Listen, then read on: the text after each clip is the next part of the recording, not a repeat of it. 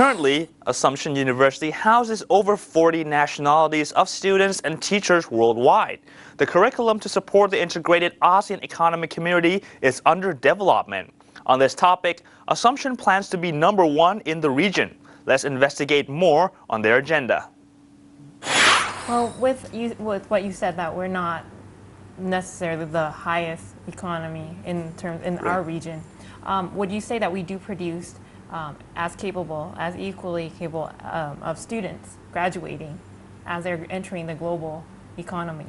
Yes, why not? I mean, when you look at the contributions made by Thai experts to the world at large, one really has nothing but praise for people like Dr. Supachai Panichpak, who currently is the Secretary General of the UNCTAD, okay, or Surin Pitsuwan, Dr. Surin Pitsuwan, who's the Secretary General of ASEAN.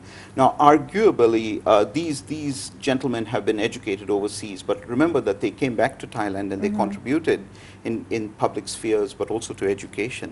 Dr. Supachai, for example, used to be Dean at one time of this very facility where we are today, the Graduate School of Business.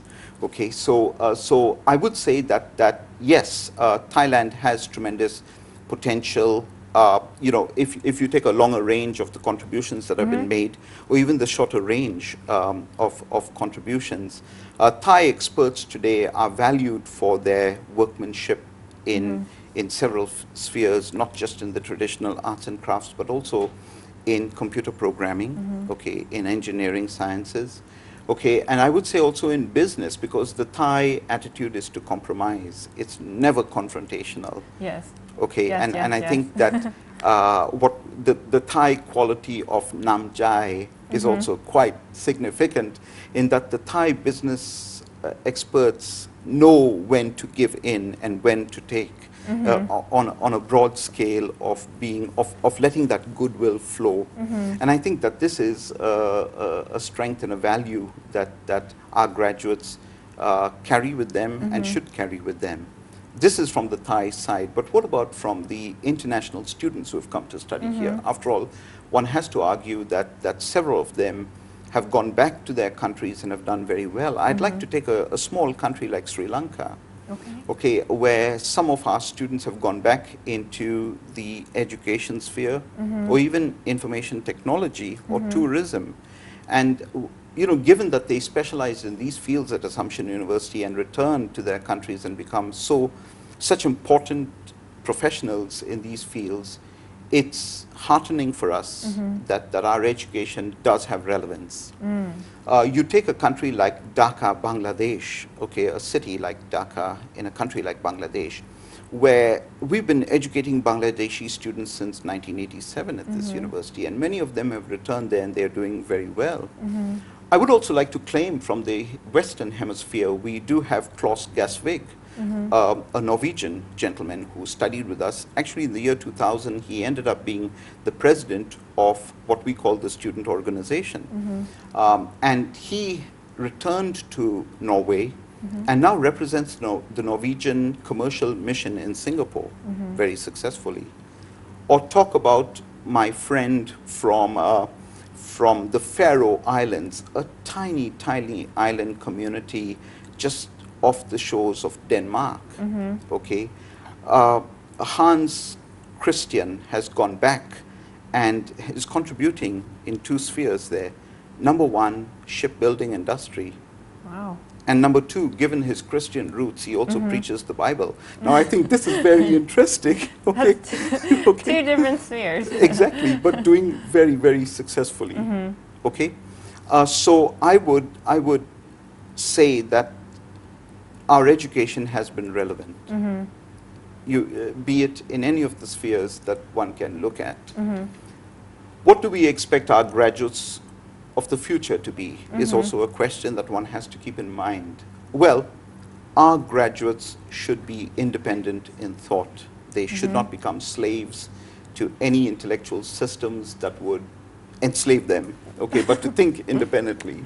#2, they should be able to communicate globally. This is very important, okay, and the importance of the English education that we provide at the university underscores this in no small means. The third attribute that our students should have is that they should be cybernetic. They should be connected to the global community, capable of using cybernetics to advance both humanistic and scientific enterprise knowledge, if you will.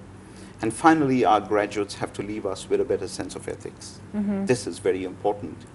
As a Catholic university operating within Thailand, we've been very blessed to have such acceptance from the broader communities. And I think that while we do not want to influence in any way religious ideals or attitudes, at least a broader work ethic and an ethics of respect, of mutual understanding and trust. These are very important attributes that we impart to our graduates. So that's what I would say is the current performance and the future expectation of our graduates.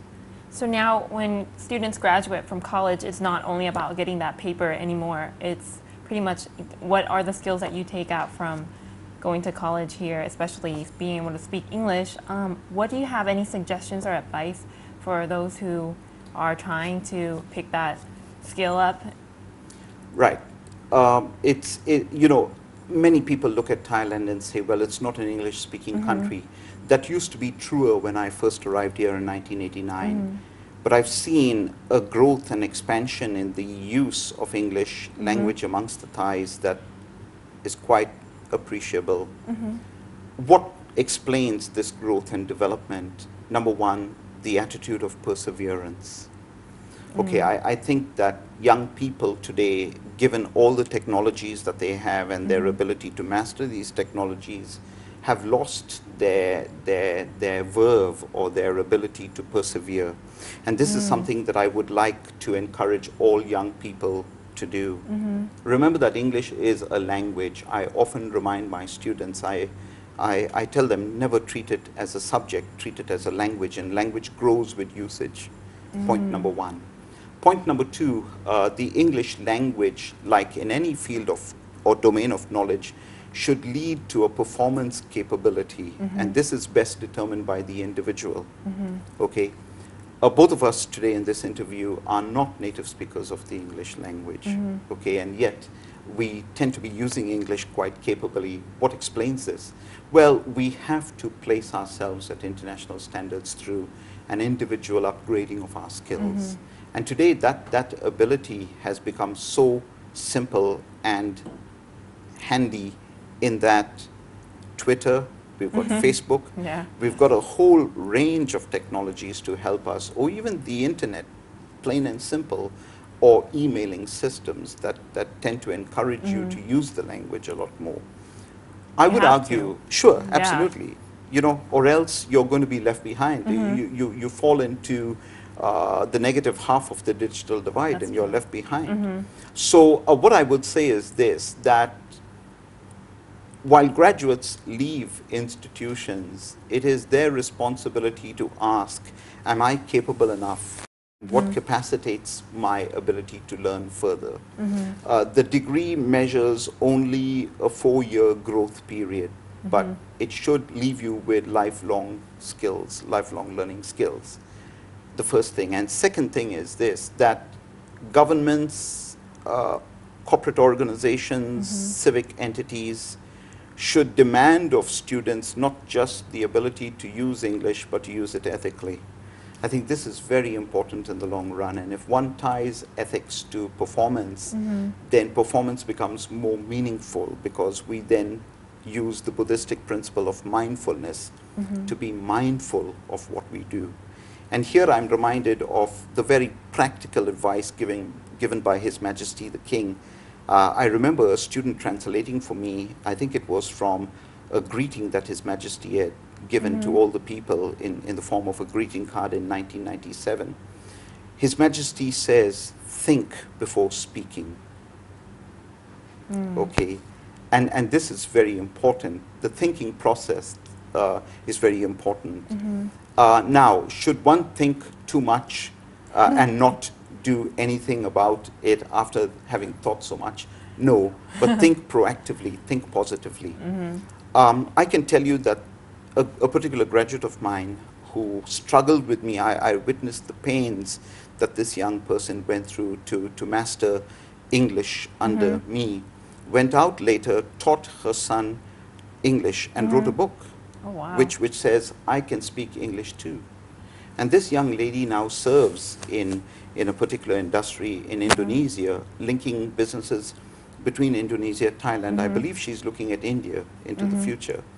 Now, look at that. You know, she studied with me in the early 1990s, is a dashing professional today, but I think with the strong attribute of perseverant learning. And I would like to encourage this for sure.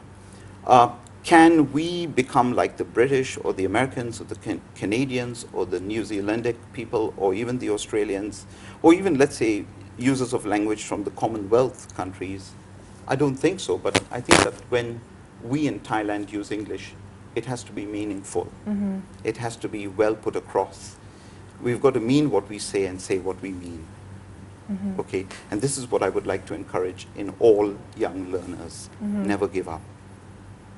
Wow, that's a word of encouragement. A strong word. Sure, because I mean, when you measure the use of the English language by young Thai students today, and you compare it with other continents, definitely the Thais do hold an advantage over some of the continents that use their indigenous languages with English only as a second focus. But I think that English is becoming a very important focus worldwide.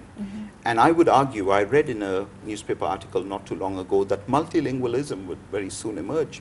So today we are talking in English, we've used a few Thai words, but in the future, I mean, you'd be dead if you don't know Chinese or if you do not know a little bit of Arabic or Hindi, That's arguably. why we do see an immersion of bilingual schools as well. Sure. Yeah, so I see that in the maybe K-12 grades right now. Right. But And you know, it's such a pleasure for me to talk to some of my European colleagues who have at their fingertips mastery over 5 or 6 languages, and one wonders how did they ever get to that?